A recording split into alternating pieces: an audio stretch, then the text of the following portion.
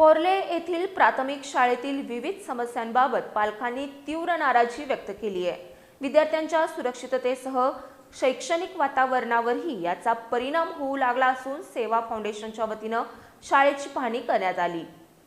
पन्हाळा तालुक्यातील पोर्ले इथं प्राथमिक शाळेमध्ये विद्यार्थ्यांच्या सुरक्षिततेसह अनेक समस्या निर्माण होऊ लागल्या आहेत। यामध्ये प्रामुख्याने शाळेची संरक्षण भिंत कोसळली असून या ठिकाणाहून आओ जाओ घर तुम्हारा अशी अवस्था झाली आहे। तसंच शालेय विद्यार्थ्यांना खेळण्यासाठी मुबलक पटांगण आहे, पण त्या पटांगणावर चिखल आणि पावसाचं पाणी साठल्यानं विद्यार्थ्यांना खेळणंही अवघड बनलंय।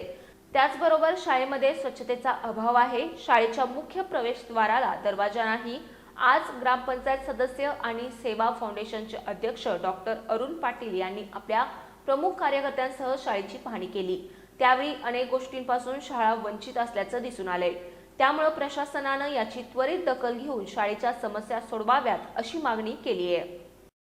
शाळेची दैनंदिन अवस्था अशी आहे की मुलाला खेळायसाठी व्यवस्थित जागा नाही आहे त्या साचलेल्या पाण्यात मुलं खेळत आहेत। त्याचबरोबर शाळेला संरक्षण भिंत नाही आहे। ती भिंत कोणीही आत येतं आहे, बाहेर जातं आहे।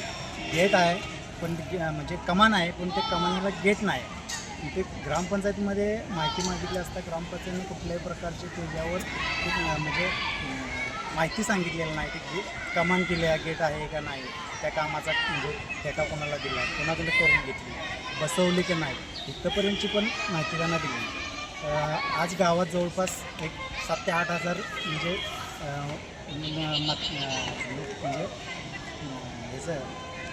मतदानाचं लोकसंख्या पन्हाळा तालुक्यातलं 2 नंबरचं गाव आहे। पण त्याला मराठी शाळेची जर का परिस्थिती बघितली तर या मराठी शाळेत मुलं घालायला पालक म्हणजे कचरायला लागले की बाबा त्या शाळेमध्ये असल्या घाणीच्या साम्राज्यात मुलं ठेवायची का, घालायची का, त्यांच्या आरोग्याचा प्रश्न याकडे ग्रामपंचायत किंवा जी अधिकारी जी आहेत तिकडे लक्ष देत नाही।